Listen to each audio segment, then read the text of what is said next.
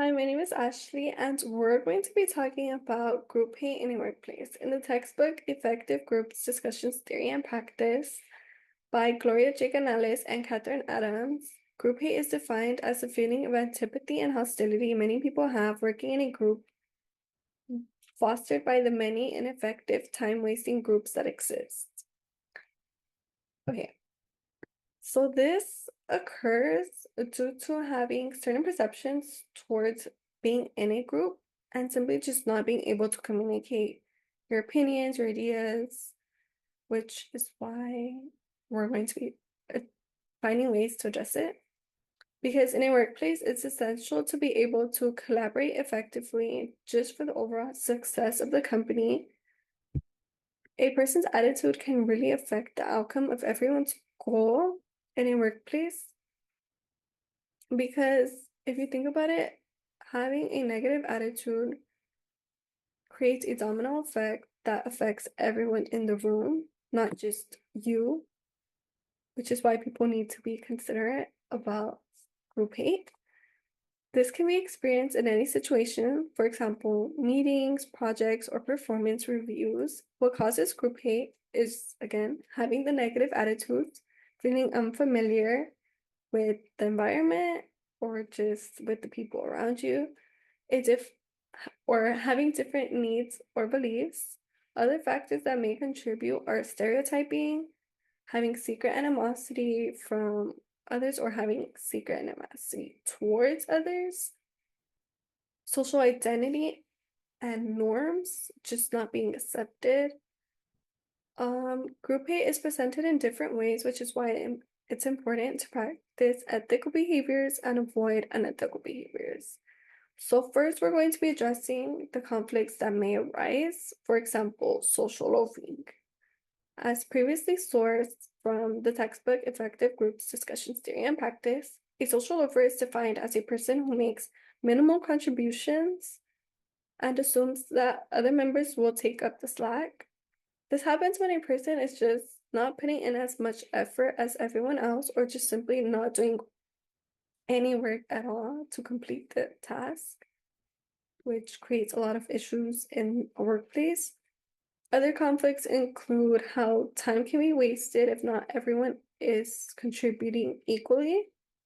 And last, we're going to be talking about poor communication, in which not everyone is reaching out to help make the necessary decisions that need to be made. And then we're going to be addressing why ethics plays a big role when it comes to a workplace, because it's really important to practice ethical behavior. Hello, my name is Grouphate, and today I'll be talking about some of the conflicts that we can find in the workplace. Starting off with my first slide, what are conflicts exactly? Conflicts in the workplace refer to any type of disagreement, dispute, or friction between individuals or groups that disrupts harmony and productivity within a work environment. These conflicts can be stressful and impact personal well-being and job performance. Many people face or witness such tensions on a daily basis. In the presentation, I'll highlight three common causes of frustration when working in teams. Our first slide will go over social loafing. Our second slide will go over time wasting, and our third slide will go over poor communication. Understanding these factors can help address the root causes of the workplace tension and enhance team dynamics. As I said earlier, the first slide we're going over is social loafing. Social loafing is something that we've all encountered at least once, whether it was during a group project, a client-based assignment, or even while developing a new app. No matter the task, I can almost guarantee that each of us have experienced working alongside a social loafer. But what exactly is a social loafer? According to our class textbook, Effective Group Discussion, Theory and Practice, a social loafer is defined as a person who makes minimal contributions to the group and assumes that other members will take up the slack.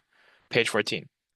I'm sure we can recall a time when a social loafer made us shoulder their responsibilities, or perhaps you might even admit to being that social loafer at one point in your life. Example of social loafing in the workplace could be, for example, a waiter. Imagine if you're a waiter and you're taking on 10 tables at once, rushing to get their drinks to the table, getting the food to the other person's table, and they're getting mad at you, and you see your colleague over there working on 5 tables while you're doing twice as much because they don't want to work in that section.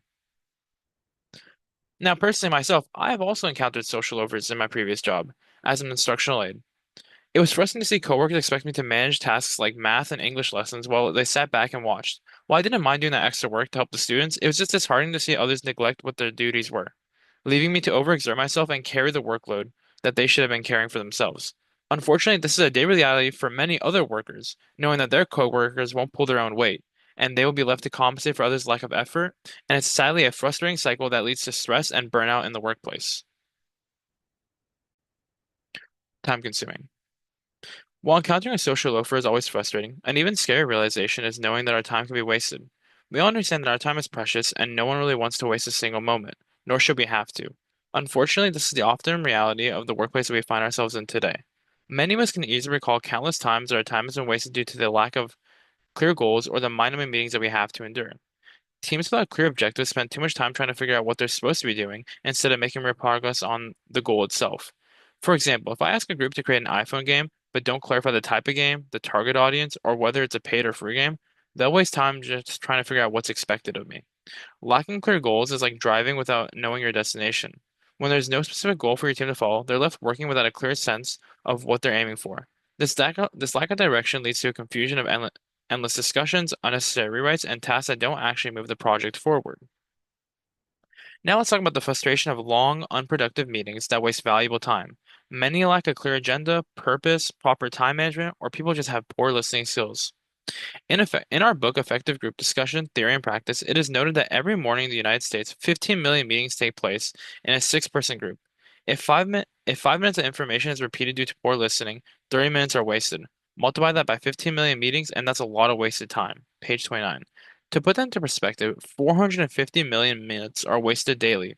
That's equivalent to 855 years lost every day. Considering the average life expectancy is about 38 million minutes, or 73 years, these inefficiencies become staggering. This wasted time leads to group hate, a growing disdain for group work. When employees feeling that their time is being wasted due to disorganized meetings or poor management, morale drops, collaboration suffers, and productivity decreases, making teamwork an increasingly dreaded task. Last but not least, poor communication. In work groups, poor communication and a lack of accountability are the two biggest obstacles to success. As the book Effective Group Discussion, Theory and Practice aptly puts it, communication is the key to where the group ends up. Page 56. So why is communication so crucial? Simply put, it's the glue that holds everything together. Without clear communication, teams struggle to coordinate effectively, leading to confusion and incomplete tasks. Communication is the foundation of any group dynamic in the workplace. Failing to communicate openly about frustrations, ideas, deadlines, or the need of help can lead to same issues, inefficiency, frustration, and conflict.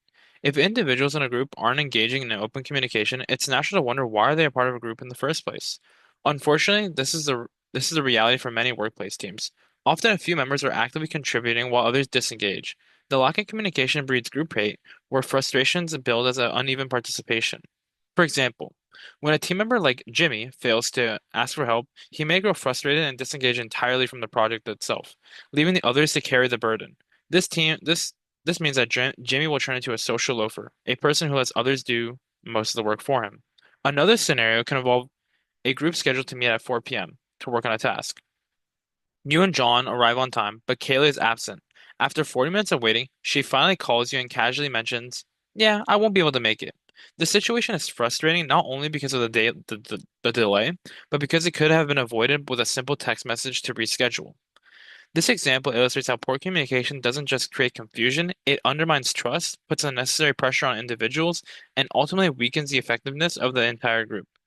Without clear and accountable communication, the workplace environment becomes one of frustration and inefficiency.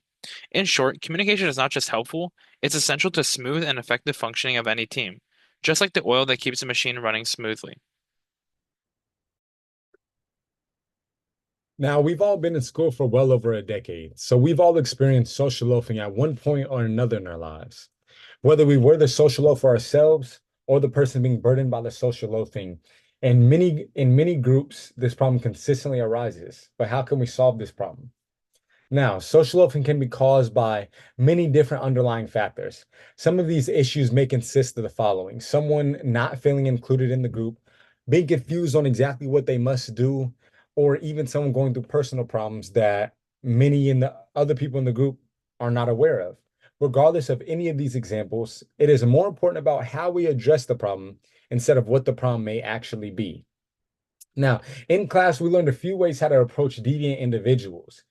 Before we approach said person or persons, we cannot be 100% sure on why they've been social loafing or not completing their fair share of work.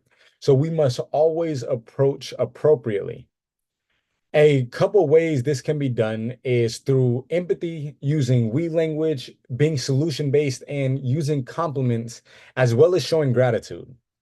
For example, if I had a partner in one of my groups and we noticed they were not pulling their weight, I would call for a group meeting for all the group members and start by asking them how they're doing mentally and emotionally. I would want to make sure they know we understand that life happens and school isn't always the main priority for everyone. Once we have done this, and hopefully all is well in their personal lives, or even if not, we would hope to help them understand that how much we value what they have to offer and how much we need them to be able to achieve our group goal. A way to do this would be to tell them we love the ideas they've brought forth and they have contributed and wish they would contribute more, while also managing to reflect their true knowledge into the work. It is important while having this conversation, you are not scolding them about the problem, but we are speaking more solution based and how we can help them and they can help us achieve our common goal. They must understand that as a group, we are interconnected and must rely on each other for the greater good.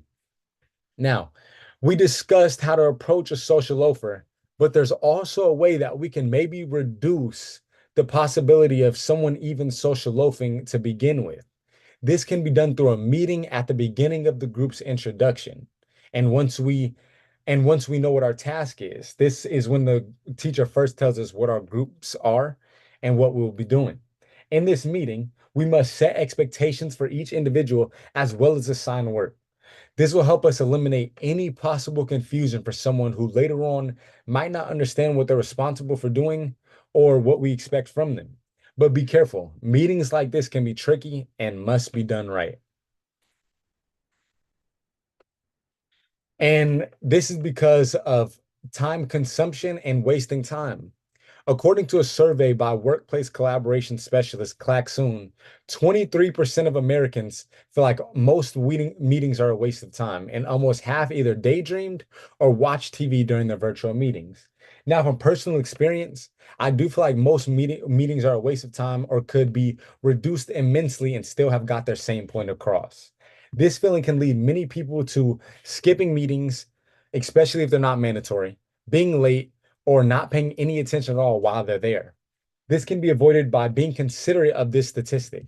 Most people's times. If you're going to host a meeting, there must be set meet times, start times, and topics of discussion that will be discussed. Set meet times and start times sound the same, but are a little bit different, but they do go hand in hand. A set meet time would, for example, be 5 p.m., when a set start time would be 5:15 p.m. And this should be a hard start. This should be a hard start so that way all of the individuals who were there on time, their time is still respected.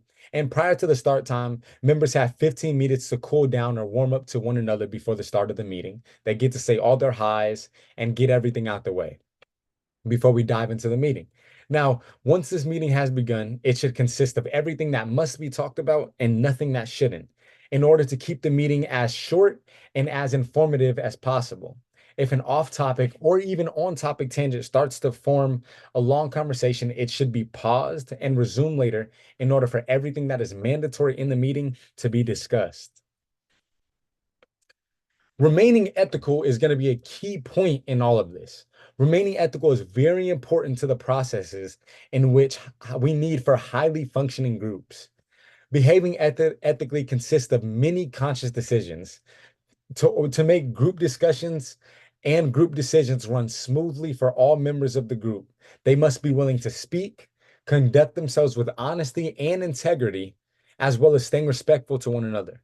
This will ensure that any conflicts that occur between members of the group will derive from the content and cohesiveness of the group instead of more personal relationships like what someone said or how they said it. And involving workloads, Members must also be willing to contribute their fair share and embrace and work with diversity.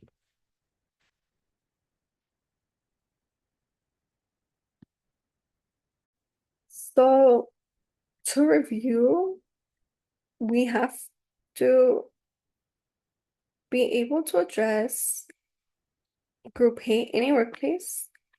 And by doing so, we're going to change the overall outcome in a workplace because everyone is going to be practicing the ethical behavior and just being able to make decisions. Everything will flow way much more easier.